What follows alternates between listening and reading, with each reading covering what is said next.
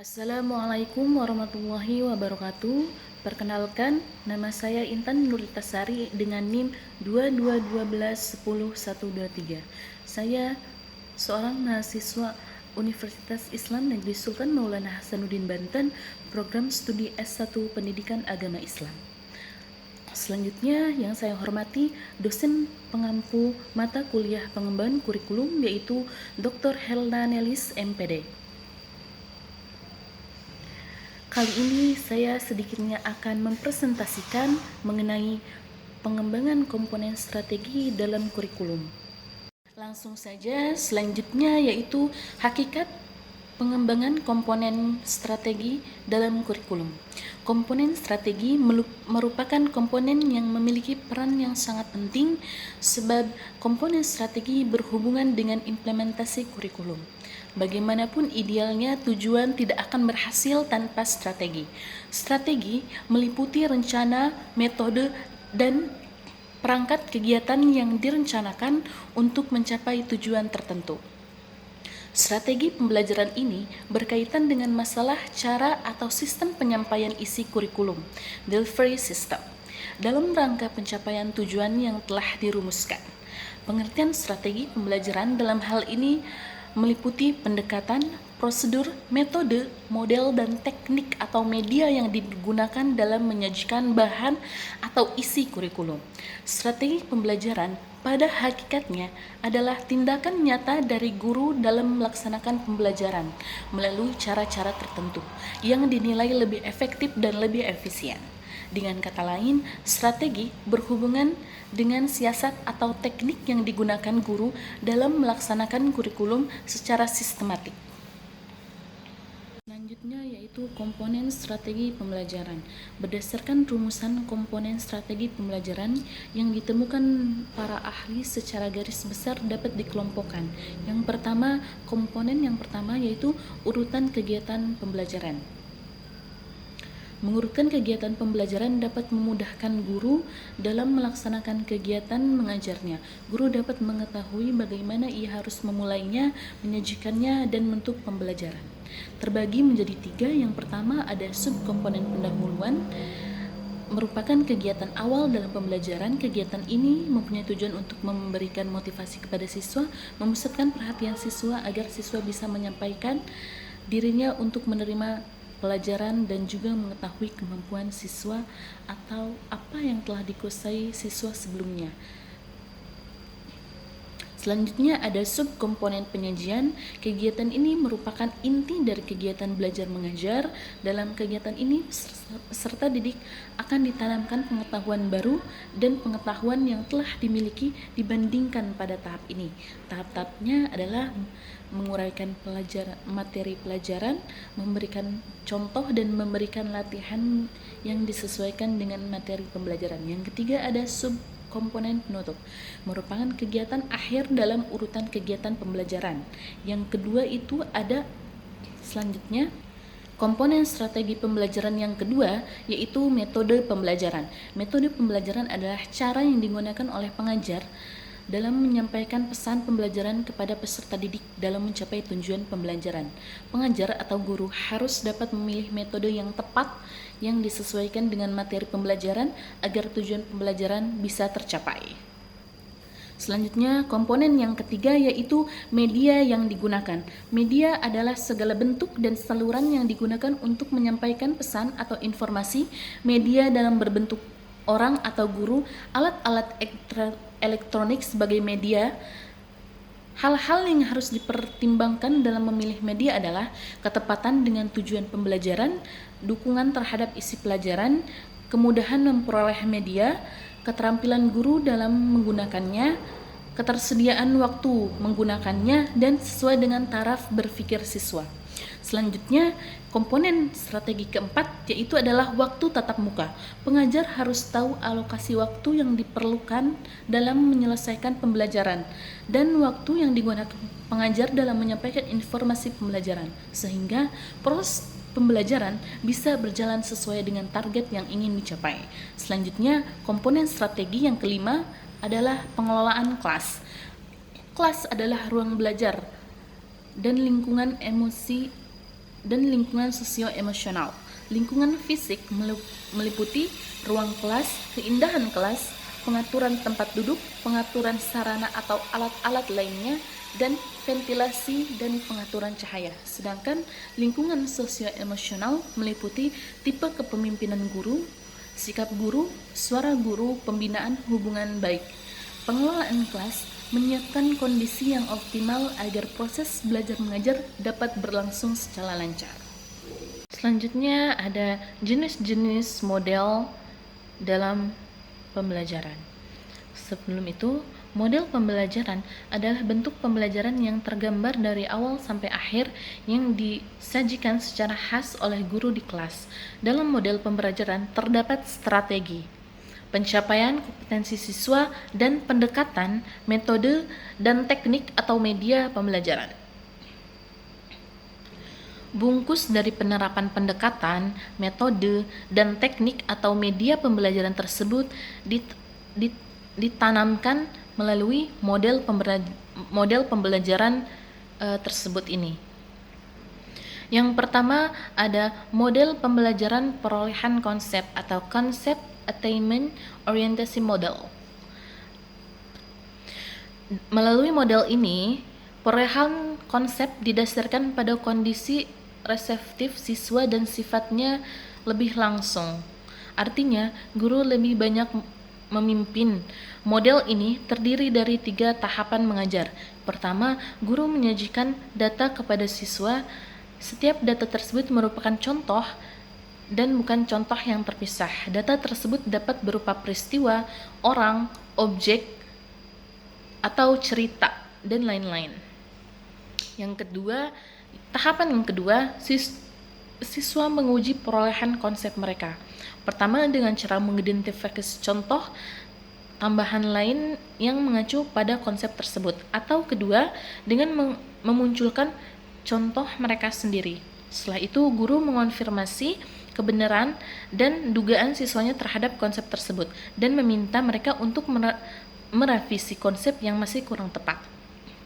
Tahapan yang ketiga, mengajak siswa untuk menganalisis atau mendiskusikan strategi sampai mereka dapat memperoleh konsep tersebut. Yang model yang kedua yaitu model pembelajaran berpikir induktif.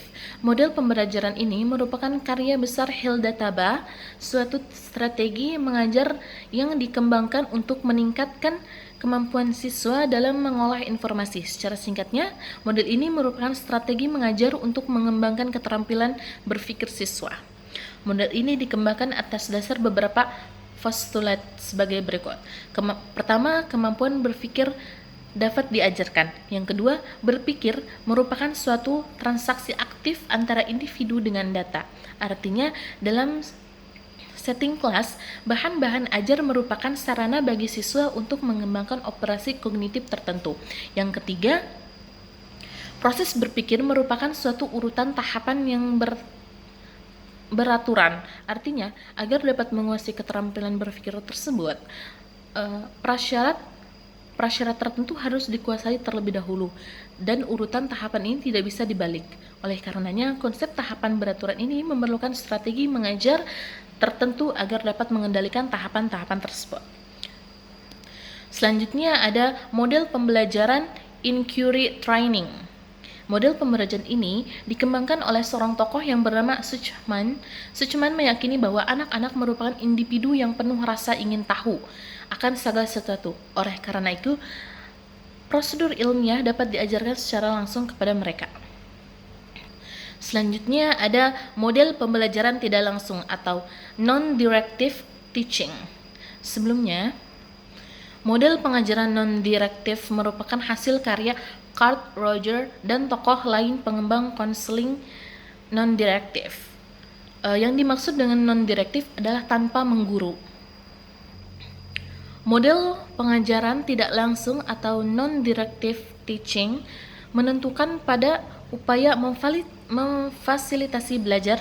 Tujuan utamanya adalah membantu siswa mencapai integrasi pribadi, efektivitas pribadi, dan penghargaan terhadap dirinya secara realitas. Selanjutnya ada model pembelajaran pelatihan kesadaran atau awareness training. Model ini merupakan suatu model pembelajaran yang ditunjukkan untuk meningkatkan kesadaran manusia. Model ini dikembangkan oleh William Such. Ia menekankan pentingnya pelatihan interpersonal sebagai sarana meningkatkan kesadaran pribadi atau pemahaman diri individu. Karena ia percaya bahwa ada 4 tipe perkembangan yang dibutuhkan dalam merealisasikan potensi individu secara utuh. Yang pertama, fungsi tubuh. Yang kedua, fungsi personal, termasuk di dalamnya akuisisi pengetahuan dan pengalaman, kemampuan berpikir logis dan kreatif, dan integritas intelektual. Yang ketiga, perkembangan interpersonal. Dan yang keempat, hubungan institusi nasional, organisasi sosial, dan budaya masyarakat. Selanjutnya ada model pembelajaran pertemuan kelas. Model ini diciptakan berdasarkan terapi realitas yang dipelopori oleh William Glasser. Terapi realitas merupakan landasan teori kepribadian yang digunakan untuk terapi tradisional dan dapat diaplikasikan untuk pengajaran. Glasser percaya bahwa permasalahan manusia kebanyakan disebabkan oleh kegagalan memfungsikan diri dalam lingkungan sosialnya.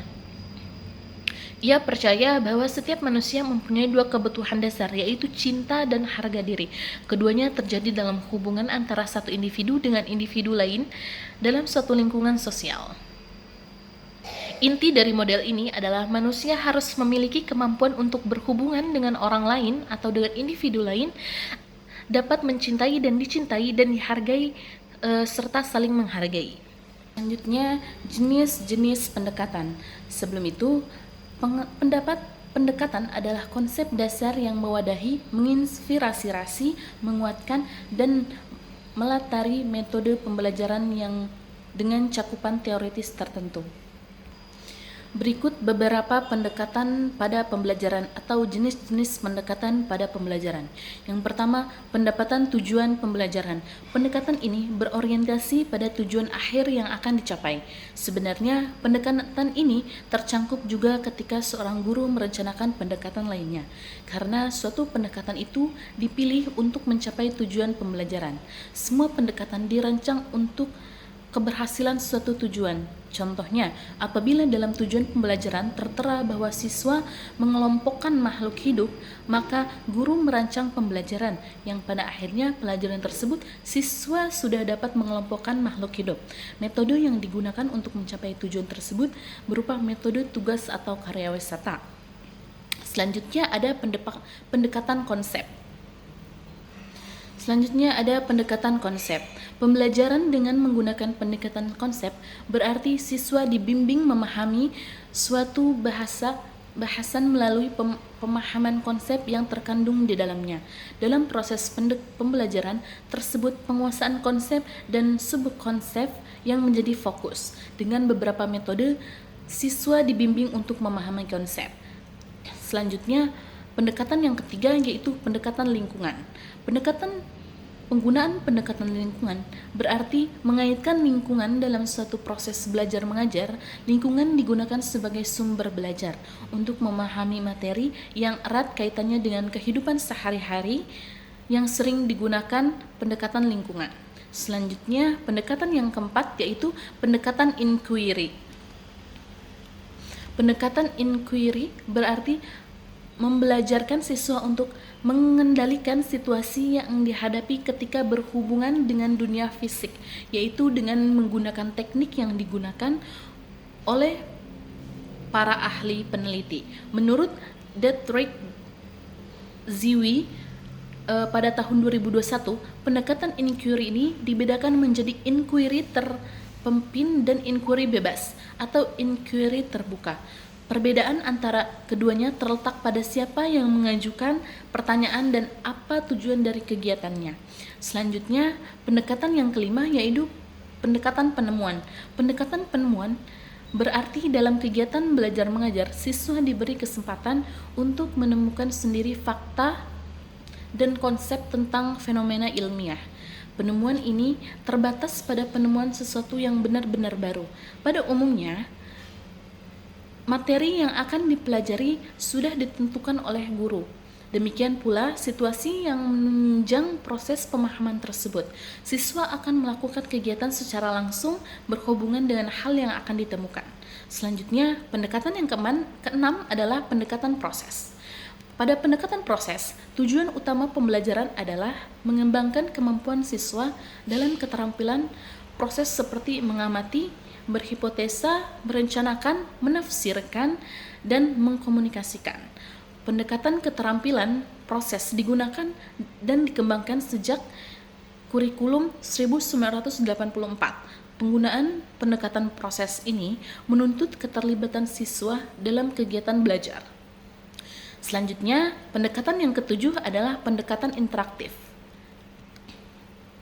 Pendekatan ini memberi kesempatan pada siswa untuk mengajukan pertanyaan untuk kemudian melakukan penyelidikan yang berkaitan dengan pertanyaan yang mereka ajukan. Pertanyaan yang diajukan siswa sangat bervariasi, sehingga guru perlu melakukan langkah-langkah mengumpulkan, memilih, dan mengubah pertanyaan tersebut menjadi suatu kegiatan yang spesifik. Selanjutnya, pendekatan yang kedelapan adalah pendekatan pemecahan masalah. Pendekatan pemecahan masalah berangkat dari masalah yang harus dipecahkan melalui praktikum atau pengamatan. Dalam pendekatan ini ada dua versi. Versi pertama, siswa dapat menerima saran tentang prosedur yang digunakan, cara mengumpulkan data, dan menyusun serangkaian pertanyaan yang mengarah ke pemecahan masalah. Versi kedua, masalah yang dimunculkan, siswa yang merancang pemecahannya sendiri. Guru hanya berperan dalam menyediakan bahan dan membantu memberi petunjuk. Selanjutnya, pendekatan yang kesembilan yaitu pendekatan sains, teknologi, dan masyarakat. Pendekatan penelitian hasil penelitian dari National Science Teacher Association menunjukkan bahwa pembelajaran sains dengan menggunakan pendekatan STM, yaitu sains, teknologi, dan masyarakat, mempunyai beberapa perbedaan jika dibandingkan dengan cara biasa. Perbedaan tersebut pada aspek kaitan dengan aplikasi, bahan pembelajaran, kreativitas sikap, proses, dan konsep pengetahuan. Melalui pendekatan STM ini, guru dianggap sebagai fasilitator dan informasi yang diterima siswa akan lebih lama diingat. Selanjutnya, ada pendekatan terpadu. Pendekatan ini merupakan pendekatan yang intinya memadukan dua unsur atau lebih dalam satu kegiatan pembelajaran. Pemaduan dilakukan dengan menekankan pada prinsip keterkaitan antara suatu unsur dengan unsur lainnya, sehingga diharapkan terjadi peningkatan pemahaman yang lebih bermakna dan peningkatan wawasan karena satu pembelajaran melibatkan lebih dari satu cara pandang. Pendekatan terpadu dapat diimplementasikan dalam berbagai model pembelajaran di Indonesia, khususnya di tingkat pendidikan dasar. Terdapat 3 model pendekatan terpadu yang sedang berkembang, yaitu model keterhubungan, model jaring laba-laba, dan model keterpaduan. Selanjutnya, ada jenis-jenis metode pada pembelajaran. Yang pertama, ada metode ceramah. Metode ceramah adalah metode penyampaian bahan pelajaran secara lisan. Metode ini banyak dipilih guru karena mudah dilaksanakan dan tidak membutuhkan alat bantu khusus, serta tidak perlu merancang kegiatan siswa. Dalam pengajaran yang menggunakan metode ceramah, terdapat unsur paksaan. Dalam hal ini, siswa hanya diharuskan melihat dan mendengar serta mencatat tanpa komentar informasi penting dari guru yang telah dianggap benar. Yang kedua, ada metode tanya jawab. Metode tanya jawab dapat menarik dan memusatkan perhatian siswa. Dengan mengajukan pertanyaan yang terarah, siswa akan tertarik dalam mengembangkan daya pikir, kemampuan berpikir siswa, dan ketentuan dalam mengemukakan pokok-pokok pikirannya dapat terdeteksi ketika menjawab pertanyaan. Metode ini menjadi pendorong bagi siswa untuk mengadakan penelusuran lebih lanjut pada berbagai sumber belajar. Yang ketiga, ada metode diskusi. Metode diskusi adalah cara pembelajaran dengan memunculkan masalah. Dalam diskusi terjadi tukar-menukar gagasan atau pendapat untuk memperoleh kesamaan pendapat. Dengan metode diskusi, keberanian dan kreativitas siswa dalam mengemukakan gagasan menjadi terangsang. Siswa terbiasa bertukar pikiran bersama teman, menghargai menerima pendapat orang lain, dan yang lebih penting melalui diskusi, mereka akan belajar bertanggung jawab terhadap hasil pemikiran bersama. Selanjutnya, metode yang keempat yaitu metode belajar kooperatif. Dalam metode ini, terjadi interaksi antara anggota kelompok di mana setiap kelompok terdiri dari 4-5 orang. Semua anggota harus turut terlibat karena keberhasilan kelompok ditunjang oleh kreativitas anggotanya, sehingga anggota kelompok saling membantu. Model belajar kooperatif ini sering diperbincangkan, yaitu belajar kooperatif model jigsaw, yakni tiap anggota kelompok mempelajari materi yang berbeda untuk disampaikan dan diajarkan pada teman sekelompoknya. Selanjutnya, metode yang kelima yaitu ada metode demonstrasi. Metode demonstrasi adalah cara penyajian pelajaran dengan memeragakan suatu proses kejadian. Metode demonstrasi biasanya diaplikasikan dengan menggunakan alat-alat bantu pengajaran seperti benda-benda miniatur, gambar, perangkat alat-alat laboratorium, dan lain-lainnya. Akan tetapi, alat demonstrasi yang paling pokok adalah papan tulis dan whiteboard. Mengingat fungsi yang meliputi proses, dengan menggunakan papan tulis, guru dan siswa dapat menggambarkan objek, membuat skema, membuat hitungan matematika, dan lain-lain, pergerakan konsep serta fakta yang memungkinkan. Selanjutnya, ada yang keenam, metode ekspositori atau pameran. Metode ekspositori adalah suatu penyajian visual dengan menggunakan benda 2 dimensi atau 3 dimensi, dengan maksud menggunakan gagasan atau sebagai alat untuk membantu menyampaikan informasi yang diperlukan. Selanjutnya ada metode karya wisata dan widya wisata. Metode karya wisata dan widya wisata dalam cara penyajian dengan membawa siswa mempelajari materi pelajaran di luar kelas. Karya wisata memanfaatkan lingkungan sebagai sumber belajar, dapat merangsang kreativitas siswa, informasi dapat lebih luas dan aktual. Siswa dapat mencari dan mengolah sendiri informasi, tapi karya wisata memerlukan waktu yang panjang dan tentunya biaya, memerlukan perencanaan dan persiapan yang tidak sebentar. Selanjutnya yang kedelapan ada metode penugasan. Metode ini berarti guru memberi tugas tertentu agar siswa melakukan kegiatan belajar. Metode ini dapat mengembangkan kemandirian siswa, merangsang untuk belajar lebih banyak, membina disiplin dan tanggung jawab siswa, dan membina kebiasaan mencari dan mengolah sendiri informasi. Tetapi dalam metode ini sulit mengawasi mengenai kemungkinan siswa tidak bekerja secara mandiri. Selanjutnya ada yang kesembilan, ada metode eksperimen. Metode eksperimen adalah cara penyajian pelajaran dengan menggunakan percobaan. Dengan melakukan eksperimen, siswa menjadi akan lebih yakin atas suatu hal daripada hanya menerima dari guru dan buku saja. Dapat memperkaya pengalaman, mengembangkan sikap ilmiah, dan hasil belajar akan bertahan lebih lama dengan ingatan siswa. Yang ke-10, yang terakhir adalah metode bermain peran. Pembelajaran dengan metode bermain peran adalah pembelajaran dengan cara seolah-olah berada dalam suatu situasi untuk memperoleh suatu pemahaman tentang suatu konsep. Dalam metode ini, siswa berkesempatan terlibat secara aktif sehingga akan lebih memahami konsep dan lebih lama mengingat, tapi memerlukan waktu yang lama. Selanjutnya adalah langkah-langkah kriteria dalam pemilihan strategi model pendekatan dalam pembelajaran.